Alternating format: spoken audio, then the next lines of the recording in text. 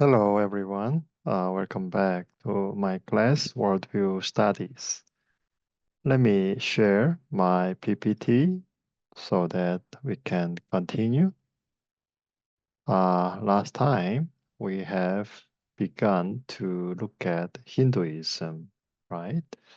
And I have explained what Hinduism is with the symbol Om, a sound when the word was created.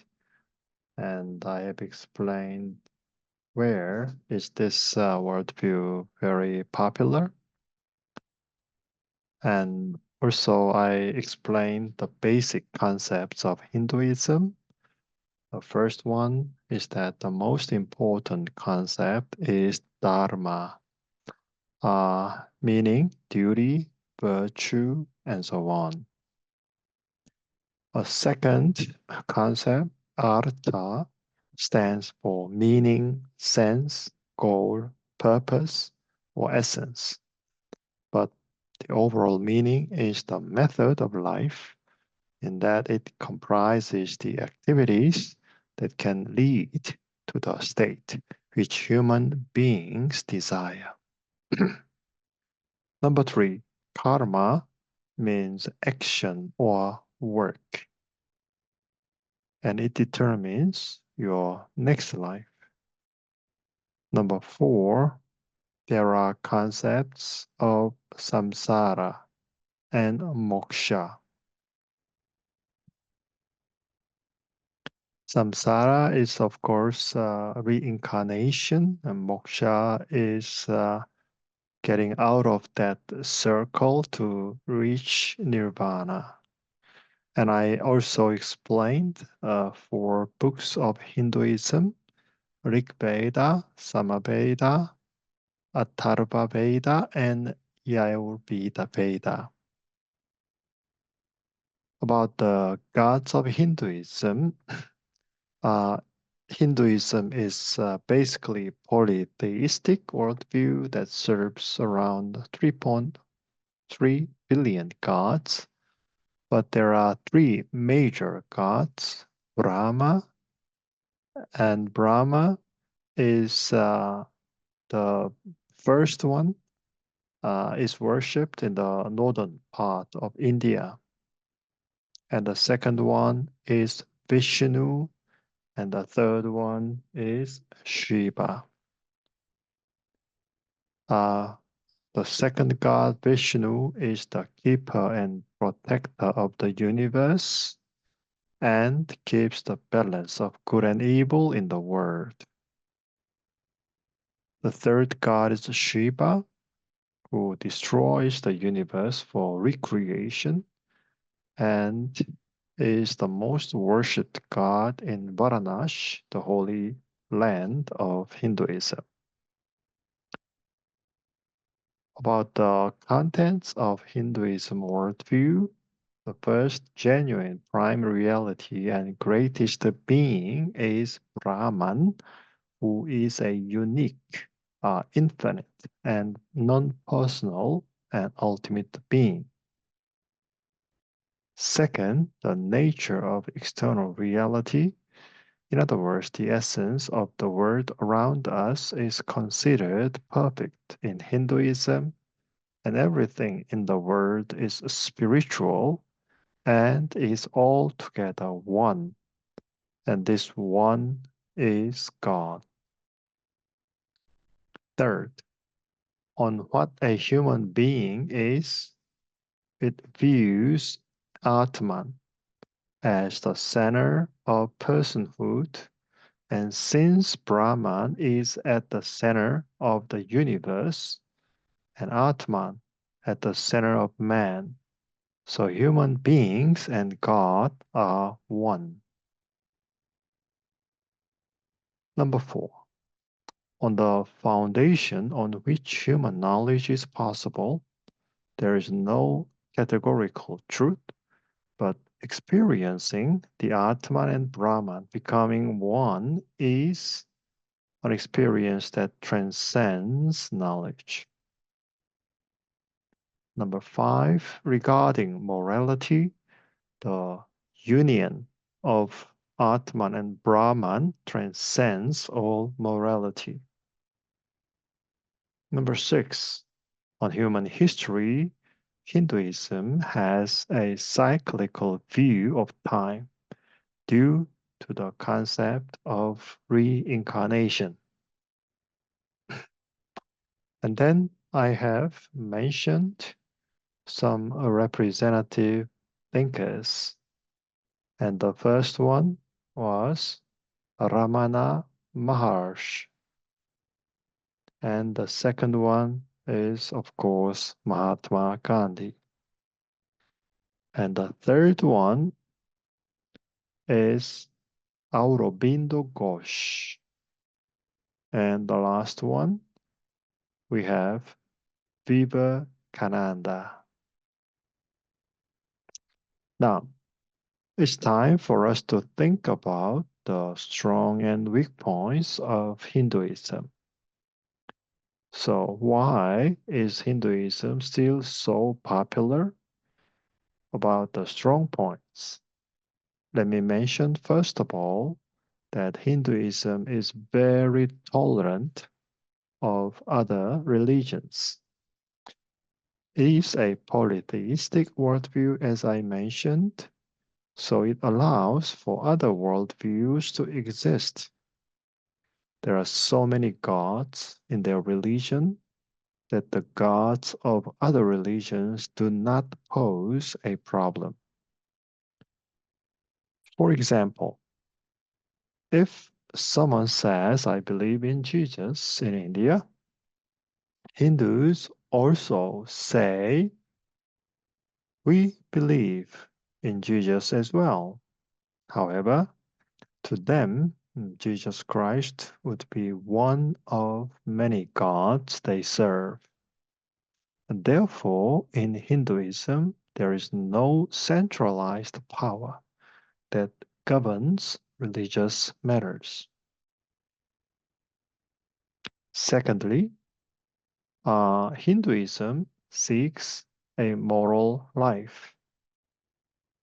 Their goal is, of course, moksha, in other words, to reach nirvana. So they seek to get good karma. The common belief is that if one does many good deeds, good will come to them. Furthermore, life is treasured. Ahimsa is the word that describes what Hindus believe about life. They do not kill cows, and most of them are vegetarian. They treasure life and do not easily kill. For example, some Hindus wear white clothes and eat only vegetables and walk barefooted to avoid killing insects. The reason why they treasure life so much is because of reincarnation. This is because they believe that a living organism is born the way it is because of the karma of the previous life. Therefore, even an insect could have been a human in the past life, so they do not kill it. They fear that perhaps it would be like killing a passed away family member. So in India, there is a place called the Karni Mata Temple in Rajasthan, where it is filled with rats. And here they serve rats in this same temple. Finally, Hinduism developed art. In Agra, India, is the famous Taj Mahal, and other beautiful temples are splendid as an architecture and have high artistic values. There are many special sculptures and dances and music are well developed. These are very important in their worship services. Even today, the Hindu rituals at the Varanasi near the Ganges are famous, and there are many festivals. Now, it's time for us to think about the weak points of Hinduism. First of all, the caste system created social inequalities. And this system is based on the creation myth of man from Manu, the ancestors of man. From Manu's head, the highest caste, Brahman or Brahmin, was made. And from his hand, the ruling caste, Kshatriya. From his thigh, the skilled workers, Vaishya. And from his feet, the lowest caste, Sudra. And furthermore, those who do not belong to any of these castes are called untouchables. So you can see here, Brahman or Brahmin are the priests, Kshatriya are warriors and ruling class, Vaishya are merchants and landowners, and Sudra are commoners, peasants, and servants. And the untouchables are like street sweepers and lantern cleaners. Legally, the caste system has been abolished in India, but socially and culturally, it still remains. And this system was first made so that people could choose their jobs from many choices. But when it was settled, it made a caste society in which people were treated according to their class. For instance, Sudra could not associate with Brahmins, and the untouchables were treated worse than animals. Recently, marriage between different castes has become possible, but women are being discriminated in many ways. Number two, the idea of karma leads people to fall into fatalistic determinism. Their present situation is the result of the karma that they have built up in the past. So they must accept their caste as their fate. Furthermore, this quenches the motivation to change one's destiny and develop the society, and therefore it may deter not only personal growth, but also the development of the country. Of course, they will try to achieve something in order to be born into a better entity. But when this becomes too difficult, they give up and live passively. Number three, Hinduism is a religious syncretism. Although they believe Brahman to be the highest god, they created many gods, so the worldview is very mixed. For example, some sects believe that sexual acts are the representation of vitality, so they depict the scenes of man and woman having sex in their temple sculptures. However, in other sects, Radical aestheticism is thought of as the ideal life, so they do not wear any clothes and only meditate. Therefore, these gods, like the Greek-Roman gods, are merely the projection of human will, thoughts, and desires. These gods are mostly for their self-interest. Fourthly, historical consciousness and morality are easily taken out of the picture. In the worldview of Hinduism, the boundary between myth and history is vague. Historicity is weak, and creative preparation for the future is lacking. For instance, the biblical worldview has a linear view of history, but due to the reincarnation concept of the Hinduism worldview, it has a cyclical, circular view of history. It's hard to expect any kind of new development in it. Furthermore, gods were created because of the need to satisfy human desires, so morality is easily lost.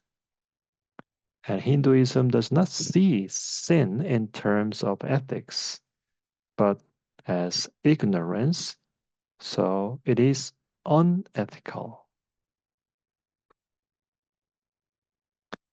An Indian theologian, Sumitra, says that the most used word in Hinduism is karma, followed by avidya, which means ignorance. In other words, such as aham, kara, selfishness, agnana, ignorance, and mala, dirtiness, is often used, uh, are often used to describe sin. What is surprising, however, is that there is no concept of sin, and Hinduism refuses to see human beings as sinners and thus refuses the sinful nature of man. Furthermore, sin is regarded as belonging to the material world, so there is no guilt, but only shame for doing wrong. Fifthly, the moral standard is relative and is a kind of escapism. There are three main gods, as I have mentioned, but also 3.3 billion other gods. So the standard of living is very diverse. It is this polytheism, so people do not feel any pressure to act in one way. Consequently, each person's standard is different from another. And since there is not an absolute standard, it falls into moral relativism. And this tends to lead to justifying one's behavior. Furthermore, abstinence and meditation are held high, so there is a small motivation to develop the word. Finally, we can point out that Hinduism is monotheism within polytheism. This is an internal inconsistency, isn't it? It means that Hinduism as a whole is polytheism, but a specific group only serving one god is logical contradiction. For instance, one group believes that Vishnu is the greatest, while another group believes that Shiva is the highest and worships him. And therefore, conflicting rituals and customs may appear. And then we will talk about the alternatives to the weak points of Hinduism later. So let me stop here and thank you for your attention, and we will see you next time.